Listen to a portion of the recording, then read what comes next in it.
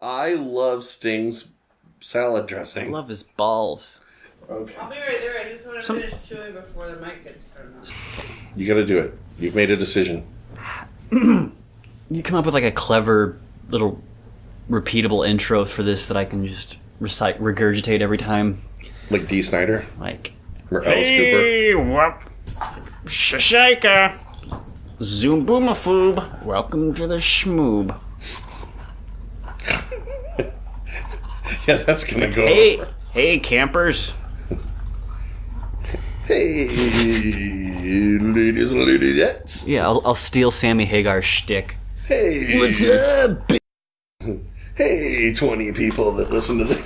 Have ever listened to this? 20, I can only dream. All right, it is April 4th, and it's still freezing outside.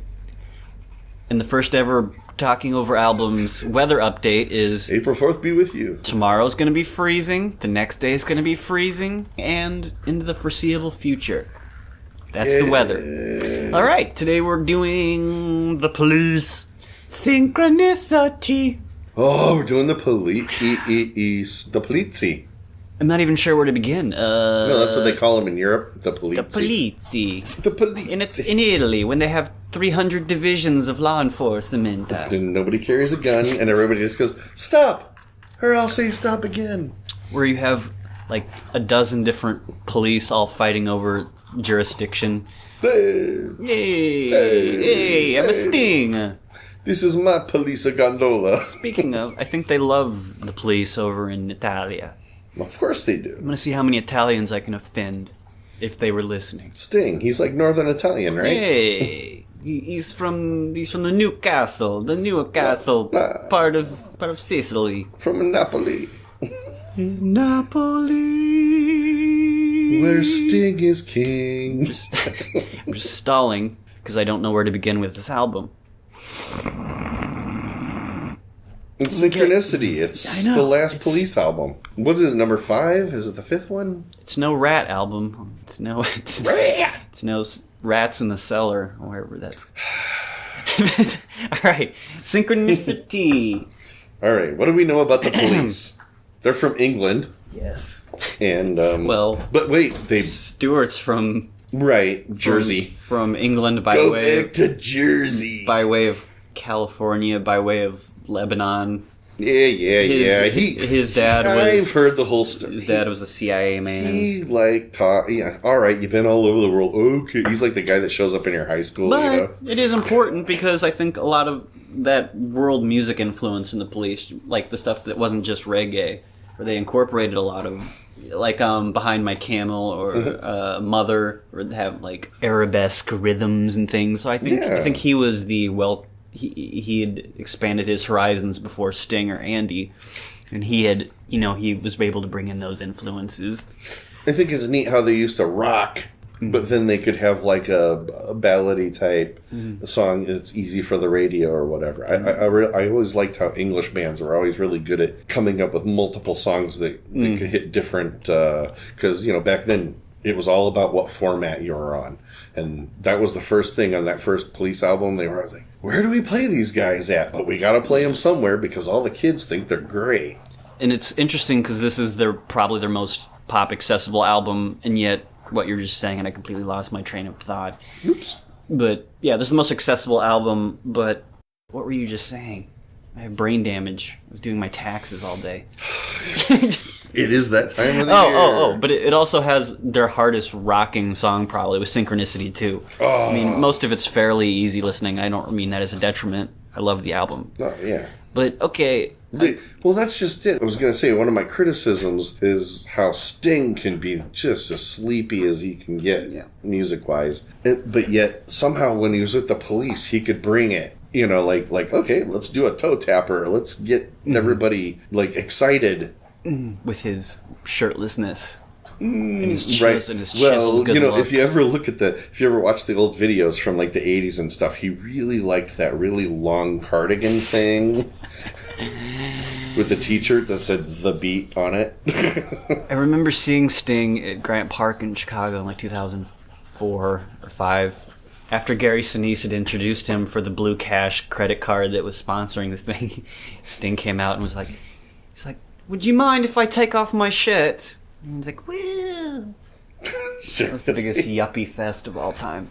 Wow, I saw him in like 94 and I basically passed out. Or 96, I guess. I don't remember. 1996, that would have been something.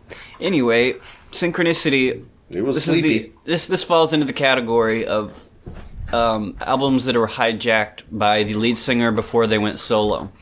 Usually it doesn't work. It's just glaringly a album that was hijacked. This one, this is like a whole other level for the Police. And I hate saying that it's their best album. It's a different level of quality. It's more eclectic. I think their best album is Regatta de Blanc. It's just like quintessential stripped down Police in their perfect bestest incarnation. And this is them at a great creative height, but it's still super polished.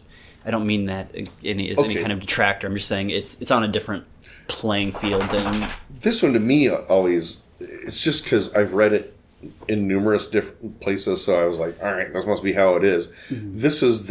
This is how three people that are completely angry and fed up with each other can still make an incredible album by insisting on what they think is the right thing. It's like, this is no, I'm arguing with you. Because Sting wanted to take over the whole thing, and they were just kind of like, you're getting kind of a big head here, because we're here too, I don't know how bad the infighting was. You always heard these stories about, like, how terribly they got along, but they still got back together and did reunions. So I don't think it was any worse than any other group that was together for a decade. The last thing I saw was that documentary by Copeland. Stuart Copeland. Yeah, I saw the documentary he made, and he said that they fought just incessantly. I think it was mostly just him and Sting have completely like opposite personalities. So I don't think Andy really gave a crap, but I think it was mostly just that could be because like Stuart Copeland has a really borderline cartoonish, abrasive personality, and Sting takes himself super seriously. And Copeland did, as I understand, he did basically, as soon as they got any kind of notoriety, brought his whole family in to run the whole operation. Yeah, his brother. So it was just like he had two brothers and his wife, and everybody was controlling everything, and it was just kind of, all right, everybody has an honest, an opinion. Whatever. Yeah, so I think by this point, it was a combination of two things. One, they had reached the peak, because this was pre-Joshua Tree U2, so U2 wasn't the biggest band in the world yet. U2 became the biggest band in the world with this album. And on top of that, just from what I've gleaned, maybe a theory is that it was Stewart's baby for a long time. I didn't realize how heavily he was, behind a lot of the songwriting until quite a bit later. But I think at this point, it started to gear more towards a more world music, eclectic thing instead of what Stewart liked, which was basic stripped down reggae kind of rock, stripped down, like with a sense of humor. And there are some things on here that have like clever songwriting, sense of humor stuff.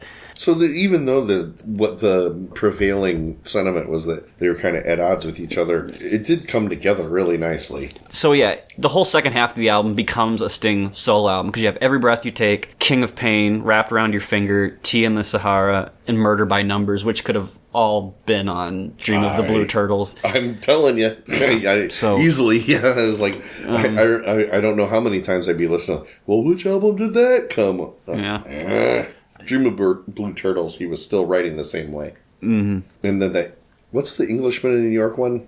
That comes after it? Englishman. The album after Dream of the Blue Turtles, when they were just done for sure. Them all, but that's the one I always think of as like, wow, he like changed his style and everything. Right. It's like, I want to completely separate myself. Okay. I heard this was a great tour. I had a couple of friends that went and saw the Police in concert for this tour, and they loved it. It was their favorite live show because even though it wasn't as intimate, they were like an arena band by then, that it was so slick, it was so fun for them because this was the album where they invented arena rock kind of thing, like what you think of modern times, how everybody in the place can hear it at least, and they had screens where people could see what was going on stage, no matter what. Or it's a band that it's not a band that was trying to make a huge sound. We're in the studio. It was they're aiming for an arena sound in a really kind of bloated way. They were just a band that organically grew into to just this megalith thing. And it might be, like you said, the shift from one person being the main protagonist to Sting, like Sting is a little more towards by the time this album rolls around, like you said, by the second half of the album, it could be a Sting solo album, and you wouldn't even, this just melts right into Dream of the Blue Turtles like nothing. Yeah. Another topic that comes up, because I also wanted, before I was talking about, I wanted to do David Bowie's Scary Monsters, like through my music research or just watching biographies or reading biographies, behind the scenes stuff. Up until a certain point, I think it ended with Oasis, and people stopped making Beatles comparisons, especially to Sgt. Pepper's. You would always get one. You'd always get people looking for the next Beatles, air quotes. So like really eclectic albums would always kind of get the label of the next Sgt. Pepper's or Sgt. Pepper's-esque. And I understand what they mean, where it's every song has a very distinct identity. So like David Bowie's Scary Monsters for me has that, where every song, it's not just one cohesive work. I mean, it functions that way, but each song has a very clear like chapter identity to it. Mm-hmm. So there are other albums like that. They're not really coming to mind right now, but Synchronicity is one of those, distinct identity for each and every song. And I can't defend this in any way, but the next Beatles thing, people who capture the spirit of the Beatles, for me there's just a small handful, and some people might spank me for saying this, but I think the Police got pretty close. Don't ask me why. I feel like they capture the eclectic spirit. Right. If you took away the reggae tinge, there are some very Beatles-esque songs in here. And especially the way they surged up in popularity so quickly, but that's just my theory. And probably just because I love them so much. I think they took a lot of the same theory and go out and tour and play in front of people, and they'll start to like you. And where it's odd is build an audience. And where it's odd is, even though like U2 probably soared to higher heights, I still don't make that association between them and the Beatles in my mind, and I'm not really sure. I think there's something in the songwriting that I think has a similarity, but sure. In connecting principles with one prayer. You're right, I can see everyone from here. You will know. Good boy. Synchronicity. Are you going to sing like that the whole time? Yes. Okay. I'll be right there. I just want to finish chewing before the mic gets turned on. The only behind the scenes thing they ever really did was for the Ghost in the Machine album, and I would love... I don't think they documented any of Synchronicity. No. Because I've never been able to find it. And I would love to know some behind the scenes stuff. I watched the Stuart Copeland thing where he just put all his home movies together. Yeah. And all they ever did was they got all the way to Synchronicity, and then they just fly through it in like 8 minutes. It's like the whole thing. Yeah, they're just like, so we went to, I don't even know where they were. That's how fast it went by. It just flies by, and I'm just, what happened now? From what I've gathered, like most of their albums were really quickly made. Yeah, I know the second album went by really fast. The first album went by fast, but they already had the songs together. The second album went by really fast. It was kind of thrown together, and then they like slowed down a little bit, and then Synchronicity was like the one that... We're now joined in the Kinnear's Lounge by Crystal, whatever her middle name is. Listening to old Eric Clapton stuff. You will never know. Beverly. That would be a really fun extended play. We could do the White Album sometime. I love the White Album. Ooh, yeah. I will, no matter how bad the album is, I'm going to burn it to the ground in the future. Do you have any thoughts on the Police in general, or Synchronicity, or any of the songs therein? We're still in the 25-minute intro. The intros just keep getting longer and longer. Yeah, I didn't even realize I thought we were going to... It's not a particularly long album, so... Okay. I understand. This is the one that has all the songs I know. Yes. All right, here's Synchronicity 1. Oh, yeah, here we go. And there it is. There it goes. It's such a great... And you're off on a trip. Such a great introduction. It's like... It's Kraftwerk. We're on the Autobahn. Right? Another filler bill for myself, but I always have to bring up, okay, is there a concept here? I think... Driving really fast on a highway? I think there is, but if you have to imply it more. It's an album that... Well, there's Synchronicity 1, Synchronicity 2. I know Sting was reading a lot of avant-garde philosophy and stuff. So, like, with Ghost in the Machine into this, he was starting to get into more, like, philosophical songwriting concepts and stuff. I feel like this is really but this is just... I am driving down the road right now, pissed off about my life. So it's like I am two- driving down the whatever it's called, the M1 in England, just pissed off going home. Well, My life is miserable. That's perfect you mentioned that, because Synchronicity 2, that's like the opening line of the song. It's the guy driving home Right. to his family on the Scottish loch. I just listen to this and it's like, you hear that craft work? How do we take that electronica and turn it into music with real instruments instead of, making it with synthesizers? Because it's there, but it's like... Well, what they did with Synchronicity 1 and Walking in Your Footsteps, It's where it's all built around, this started to get popular in the mid-'80s, where you had like a pre-programmed sequence, and they're probably building the song around it. And you still have that 1984 dystopian feeling going on. This is like, 86, I think? And you still have that dystopian 83. thing going on right now. 1984, everybody was thinking about that. And everybody was going, what's going to happen to the world? Is that going to happen? Yeah, like, on Dream of the Blue Turtle, Sting had that song, I hope the Russians love their children too. Nuclear annihilation. So unlike today. That sound, I still don't know what that is. You hear it like on the peripheries, that dun, dun, dun. They use that in previous albums or something. It's like a similar sound. I think it's Andy, the guitarist. So I think he's doing that with his guitar. It's the weirdest sound where That's a guitar? where he's using like a thick synthesizer effect for his guitar that makes it sound like Right. I've always loved this song. It's probably the most left field out of their catalog. Which one is this? Walking in Your Footsteps. Oh. Another one about nuclear annihilation. Well, see? That Like- dystopian future. Like, I love the beat so much. The song, there's nothing really to compare it to. I love it so much. Like, the lyrics are kind of cheesy, but... It really fits in with that Sting getting ready to bust out on his own. Either take over the band or the band breaks up. You know what I mean? It's like, what's gonna happen? It was Dune. Dune ruined the police. Fade. I love Fade. Tinkle, tinkle, tinkle. Sweet elven codpiece. You ever seen Dune? Yes. The spice. Fade. That movie's weird. It's all about the spice. Walking in your I have some Sabra in my just refrigerator wants if my you need butt some. all the time. He's in love. Lay down. No, lay down. I like how he can go high and go low. I just love how Sting does that. He doesn't have the range, but he's figured out how to go high and go low when he wants the sound. You know what I mean? I love that. I think I'm taking a wild guess here. I think the producer on this, Hugh Padgham, Spent some time in South Africa. Hugh Padgham.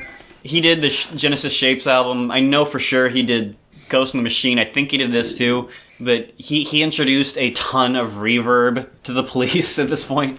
Like, even on Ghost in the Machine, they were still fairly stripped down. The only reason they really got more elaborate on Ghost in the Machine was they introduced horns. I think he was right. And This a totally piano. holds up, though.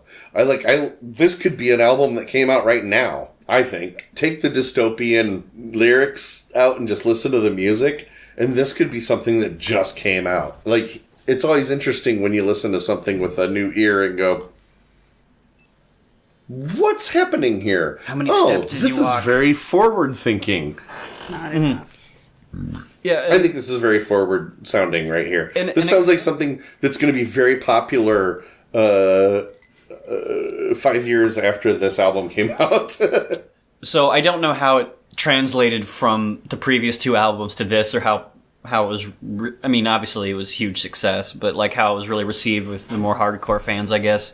For me, there wasn't much of a jump. It's logical. Yeah, it sounds different, but it's still the Police. This still captures a bit like a band has a thesis, and this still sticks within the thesis. All right, here's Oh My God, very underrated Police song. Where this is a lot like XTC's Dear God, where it's just. But it has that saxophone from the 80s. Oh, the saxophone. I think another one of my pet theories. I think this might have actually been a B-side from Ghost in the Machine, because all the production, that synth swell sound, that's also Andy. It's a guitar effect. He used it a ton on Ghost in the Machine. Mm-hmm. Well, things carry over all the time. Yeah, this one sounds like it easily could have been So this is why I like this. I'm sitting here purposely listening No, this is pleasant. to an album, and where for some reason it just struck me that I think there is a lot of crossover between Ghost in the Machine and Synchronicity. What do you guys think? Does this feel, when Sting is singing on this album, it's very plaintive? Like he's this reminds me a lot of the Blue Turtles album. Love me. Yeah. Most of it I think is just the music. I don't think he's It's a little actually more sparse. He's singing according to the music. It's more melancholy. Like the album is, it's more the album as a whole is more plaintive. I don't think it's not just him. No, I feel like it ties the album together myself. And it's just like everything that he wrote that didn't fit this album is on Dream of the Blue Turtles. Pretty much. Yeah, like that. It's like, I wrote a bunch of stuff about where's the future going? And then Dream of the Blue Turtles is more about, I'm so happy and in the moment. You know, it's like, well, we can't have that on Synchronicity.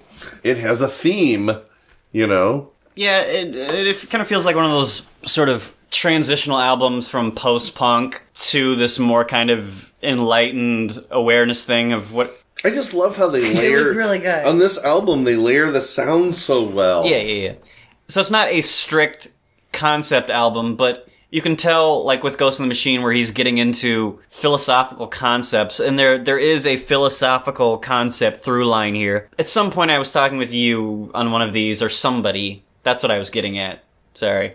Hey, buddy. His ear is tapping me. I don't want to listen to this song while I'm at the bar. Yeah. But I don't mind listening to it while I'm at home cleaning the house or just listening to music while I'm doing something. Oh, yeah, when we were doing The Violator. Like, the difference in between from, like, just sort of hard-driving post-punk into a more purposeful, slightly melancholy thing. And this was their transition. Right. Great song. Mother. Yeah. Okay. So he wrote... Mother. He wrote like 3 or 4 songs for the Police, and they're all just based around his weird-ass poetry. He has one song about eating people, one about f***ing a blow-up doll. This one is just about so philosophical. His girlfriend won't leave him alone. But it still has that angsty feel of the whole album. Like there's just like there's a tension, a nuclear tension. Yeah, the music gives copyright. The music. The music creates the tension, but yeah, there's an atmosphere. The last song to this one, it's like you didn't even get almost a break. You're building it up again. You know, It's like, ooh, I'm tense again. The last one was like building up uncertainty, and this one's just straight up discord. Yeah, I think they're perfectly sequenced because I'm pretty sure only maybe 2 tops actually flow it from one song into the next, but it doesn't feel like there's a break with any of the songs on this, really. And I think it's just like perfectly sequenced because there's an art to it, which is why I still love the idea of an album, even though it's fairly dead. But I like that idea of one song informing the next. Mr. Dinko, this is a Stewart song. You can always tell his. For some reason, he has like the most distinct commercial. Listen to an artist enough, you can always get like a sense of somebody's songwriting tics. Any package, any time. That's what to do it. Selling packages. For me, there's 3, like what you're saying. There's 3 types of those things. One is when you're just sort of orchestrating the overall energy of an album. Like, okay, from song to song, like what's the excitement level and down and dips and stuff. 2 is the songs are actually contrasting against each other. 3 would be actual, like one song actually segging into the next, where they're like legitimately connecting from one song to the next. Well, until you've listened to Bon Jovi's... Stop bringing that up! Slippery When Wet. Why can't you be like this all Slippery When Wet, folks. He put on a show in one album. That's a lot of commercials. Yeah, when do they stop? I've never figured out. Spotify, I have on Here's Mr. Dinko. Okay. Nice arpeggio. They just never stop the commercials ever. I said so, but are you safe, Mr. Dinko? This is about a Russian woman that washes your underwear? A Russian woman who's trying to defect from the USSR, I think. To wash your underwear. We're back to bouncing. great arpeggio from. But we're I already going said back. that. We're going back up, right? Are you safe, Miss Kadinko? Yeah, 'cause we're- Miss yeah. Kadinko, are you safe? I was gonna say we're going back up. It's Yeah. very sing-songy. I just want because the next song is going to be very dystopian again. I think. So it's like. Yeah, and this is a definite Stewart song. He has like this weird sort of like steppy nature to his songs. You can always tell when it's him. Right. I don't know why. I've been writing songs for years now, and I still can't describe anything in songwriting. That's great. Oh, that's awesome. I love Andy Summers. He's in my top 5 guitarists of all time. He's the best ever. That just That's all I makes wanna me say. understand why you don't think he ever had anything negative to say about anything ever. Oh, And I think Stuart Copeland is an There's not- awesome there- fucking drummer. It's just like, yeah, like like I've been restraining myself, but Sting is one of my favorite singers of all time. Stuart Copeland is in my top 3 or 4 drummers of all time, and Andy is in my top 5 guitarists. So, and I can't say that any other. And I would say, like, even Stuart Copeland. supergroups. Synchronicity 2. this is my favorite song. This is what ties it all together. I used to think he was saying the dinner bowl of Rice Krispies. He's saying the den of our Rice Krispies. So apparently, den is like a English word for It's not den of our existence. no Loud. den of our Rice Krispies.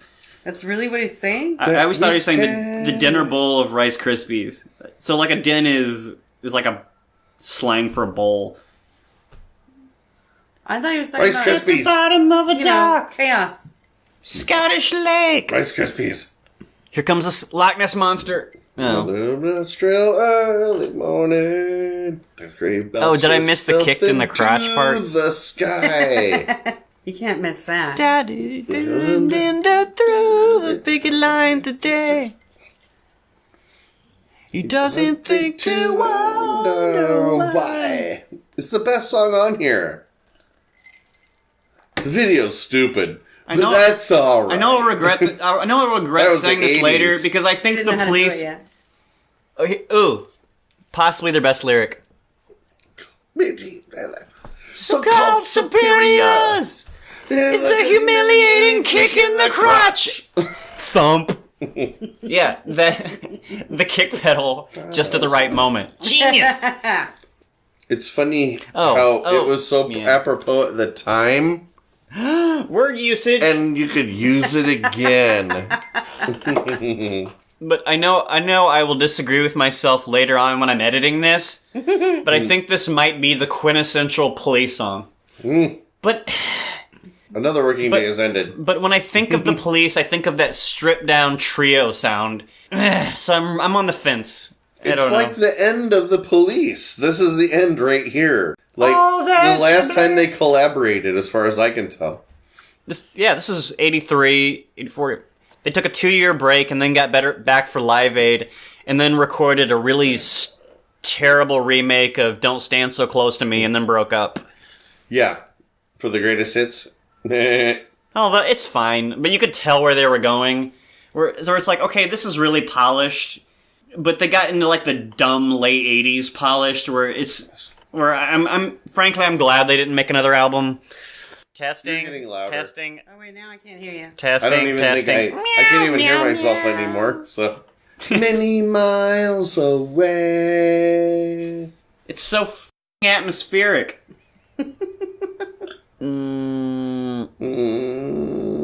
Yeah, Don't stand I so love close to that me. song. 86. Here's Greatest Mall Walking Song of All Time, number 13. Oh, yeah. Everyone get out your sleeping bags. It's got Alanis the Morissette can't hold a handle to this. Every sex you fake. In every sex you fake.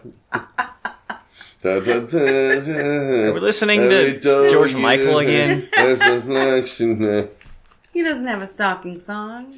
Every piece of He's not bread, stalking every anyone, he's just saying, "Hey, I'm never gonna let this relationship go, ever. That's even I'm worse, gonna follow actually. you around no matter where you go. I think and it I'm might be gonna less I'm not creepy if you stalking actually- you. I This just am never going to let you live this down. Is it more or less creepy if this was made now with the technology that's available for stalking? Why you got to be so I think he just means no negative? matter what happens. Maybe he just likes the girl. Well, sure. When I was 13, I thought he this likes was really looking at her. romantic. He likes looking at her through the window and sees her boobs. with binoculars and everything. It's like, I rented the apartment across the street from you. Like, I got myself a What? job as a janitor where you work. I saw or maybe read an interview of Sting once where he said this was the most disturbing song he ever wrote. And I went, yeah, it was. It's fine. Who's Except- actually disturbed Maybe by can't this stand- song? yeah, he changes his mind about everything. They're artists. They change their mind about everything all the time. I'm anyway. not holding him to it. I'm holding me to it. I think it's creepy. He's probably talking about what he could actually do then. Hire a private investigator. Hey, get a room across the street from her, take pictures of her, and send it to me. Yeah. He likes that chick with the big ears. Everybody's got a thing. Next song. Here we go. King of Pain, another sleeper. That is a sleeper. Oh my god, I'm gonna slap myself for saying that. This is in my King top. of Pain I like, but Mother. it's slow. It's King of Pain. This is in my top 10 songs of all time, easily. What year did this come I'll out? Tell me, be what year? wrapped around your I was King of 10. Pain. It was slow. This is what I remember. It was slow. Yeah, I love this song. This is one of the songs I never remember get the sick video. of. This, Fool in the Rain, King of Pain, something that rhymes with King. Every Little Thing Should Have This Is Magic. So I have two police songs that never get old. I could go into Little it. black spot on the sun today. I think this song just speaks to my soul. Every day I stare at the sun. At the little black spot on this. Yesterday. It's so perfect. God. I'm really scared of I'm getting just sued. thinking, I put yourself in the 10-year-old's Yeah. shoes. Wait. She bored. But And as the an adult, I wind like won't it. stop. See, it all ties back. He mentioned a fossil walking Whoa. in your footsteps. It is a concept album. Bless my That's what makes it soul, official. I'm Fossil. gay. That's what I always thought he was saying for some reason. I know yeah. that's not what I thought he said, but I will say I did not think that was what he said. So he wrote a stupid book where he just put all of his lyrics into a pretentious thing of readable lyrics. Sure. Where was I going with that? I don't have know. brain damage, folks. This is what happens when you live in Central He's Illinois. got Dane Bramage. This is what happens when you live in Central Illinois when Seasonal it's affective gray. disorder. Taking I didn't effect. think I had it. Oh, we all have it. It's No, April and it's I- been snowing. Yeah, I went totally nuts. So, Disgusting. what day is it? So then I took some ketamine. The weather forecast was really depressing. Oh, son, today. I love this song. I love you, Sting. Whole thing as yesterday. You timed that perfectly, buddy. Way to choke on a chicken bone. Tiny precious ears. Meow, meow, meow, Walk meow, to meow, circles meow, around meow, my meow. brain. I guess I'm always hoping that you'll end. I've been this deviated way. from the story But like it's my 5 times. destiny to be the king of. Yeah, Sting's stupid book that he put out. The story behind this was he was walking through the forest because apparently he likes the forest and Oh, whatever. and he was like with he's ever been in the forest. and he was with one of his girlfriends, I guess Trudy Tyler. I don't know. I think Styler. whatever. And Yeah, she's got really big ears. he So said, sue me. What do I have? and he said the line, "There's a little black spot on the sun today," and she responded with, "Oh, you're such a king of pain," or something. Whatever. Oh my God! Seriously? All right. Jesus Christ! Here's a song I'm totally. You know, I don't mind you Oh, being. it's a commercial. I do Ew. not mind you having a mind for poetry or whatever, but don't be a douchebag. Yeah, if I was married to Sting, I'd be like, shut the fuck up and make me some money. Then the song would go. I want another house in Jamaica. Then the song would go. There's a little black spot on the sun today. Shut your mouth. That's what I would say. I don't understand. It doesn't quite have the same ring. That's I mean, why. the flow is a little different. You might need Hey, a different beat. That's why to when hold I that came up. of age, it was From more now grungy. on, call me Risky Website.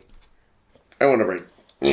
Get himself There's away. a little black spot on my cock today. Remember, he yelled at me. He yelled at me in the middle of the podcast. That would be horrible. And I made him lay down and shut up. And he went, "Oh, I'm going to lay down and shut up." All right. Here's the last three. Here's Wrapped Around Your Beam. Brett's favorite song. Go on, Brett. Tell us all about it. Explain your relationship to the song, please. It's a great mall walking song. I didn't include it on the list because it's always competing with King of Pain and Every Breath You Take. So it goes in perfect sequential order of... Mall walking, and mall walking. Every Breath You Take is a better mall walking song than King of Pain by just a hair, with Wrapped Around Your Finger slightly after that.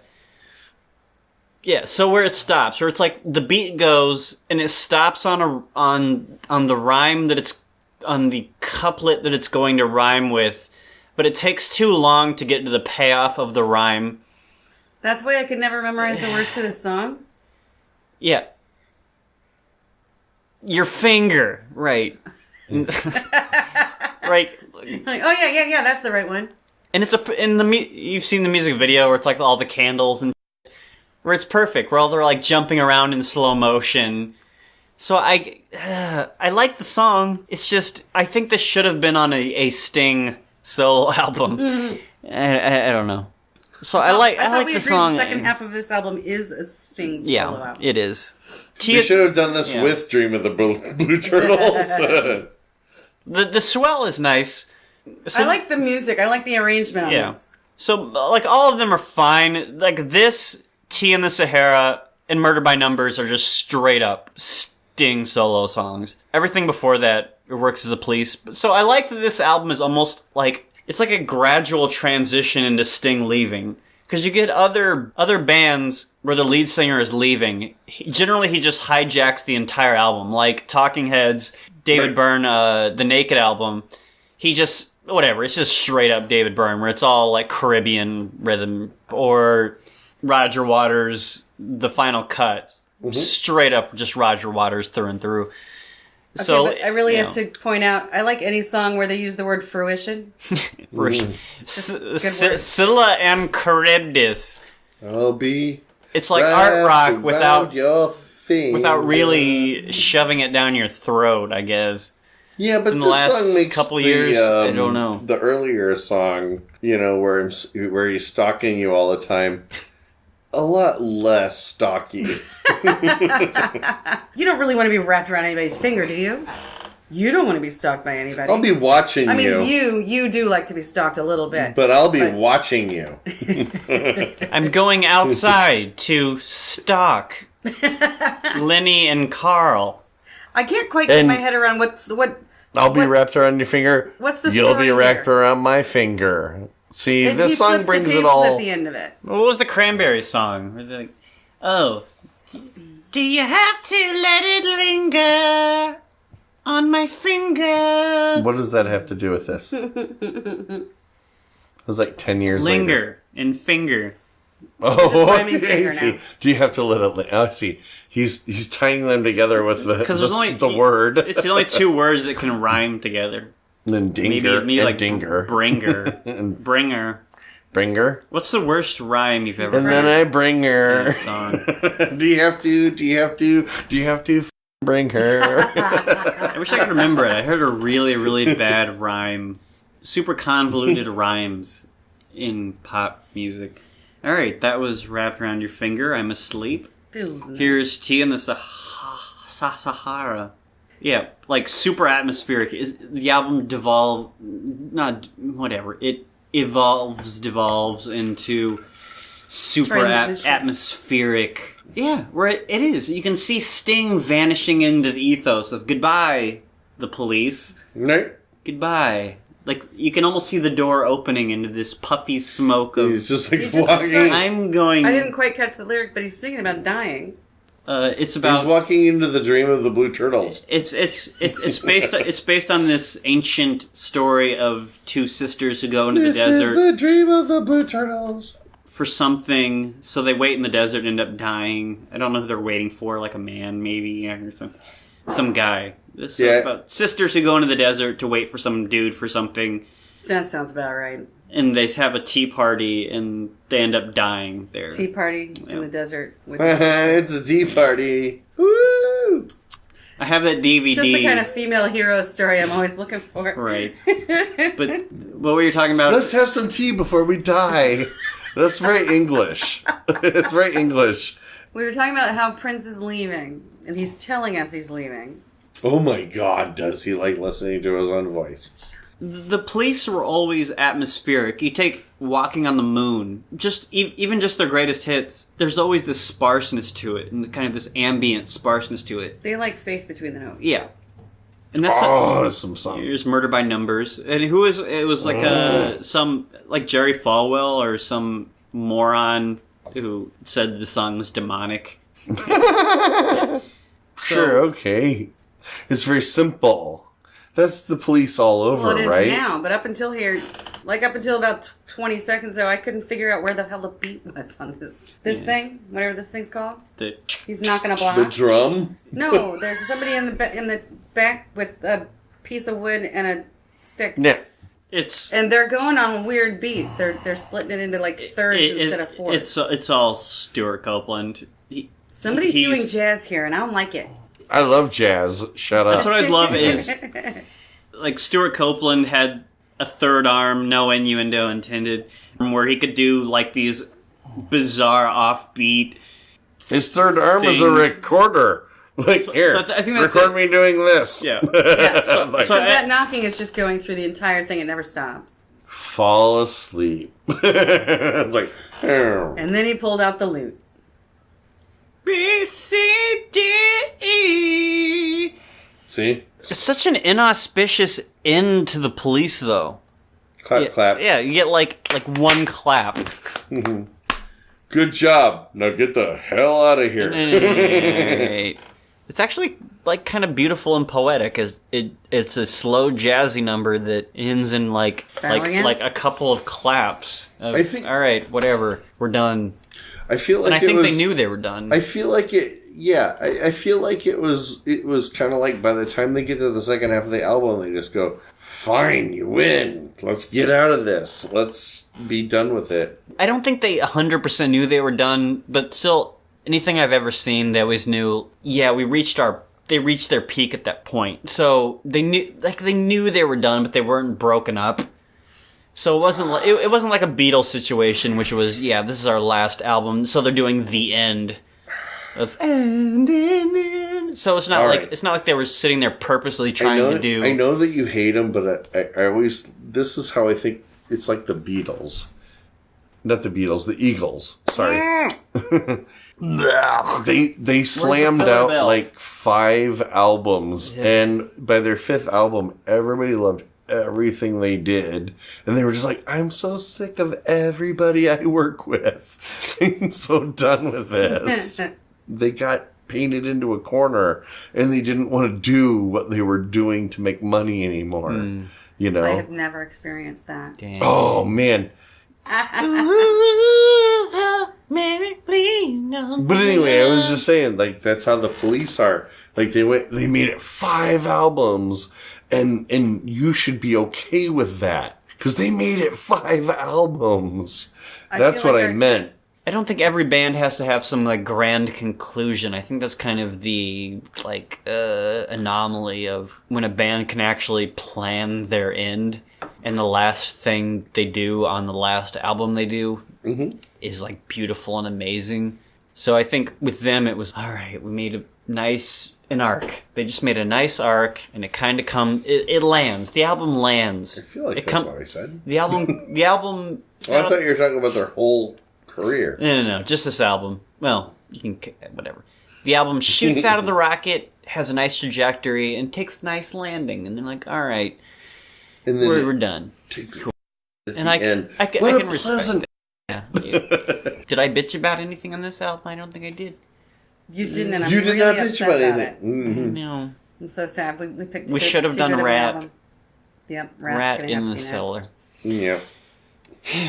I Out give of the this cellar. 7.5 splats out of 10.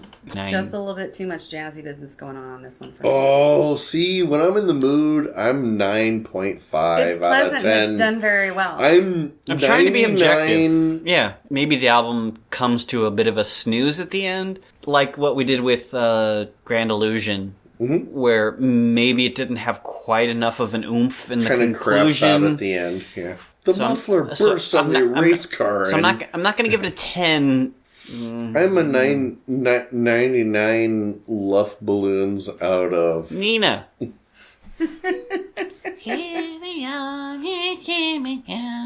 Well, it wasn't George Michael. Everyone's a Captain Kirk. Well, it wasn't as good as George Michael. God bless you, Sting, wherever you are. And I gave it 99 luff balloons. He did kind of vanish It's into kind of obscurity. all I can do. It's the best I could do. Yeah, whatever happened to Sting? He kind of... He's still putting out really snoozy albums. He that kind He of- moved to New grandma York likes. and keeps You putting ruined out my albums. joke. Oh, sorry. Back it up. We can take that out. Yeah, rewind. Take 2. Whatever happened to Sting? Remember that Desert Rose song? Didn't he become like a race car driver Dream of or rain. something? Was he like Paul Newman? Does he sell salad dressing now? I love Sting's salad I dressing. love his balls. Salad dressing. Yeah. Don't care about his balls. I'm not into his balls or his 5. salad dressing, but I like the turtles. And we're out. Let's sing. Obla-dee, obla-da, Sting goes on. La, la, la, all day Sting goes on. There's a little black spot on my car today.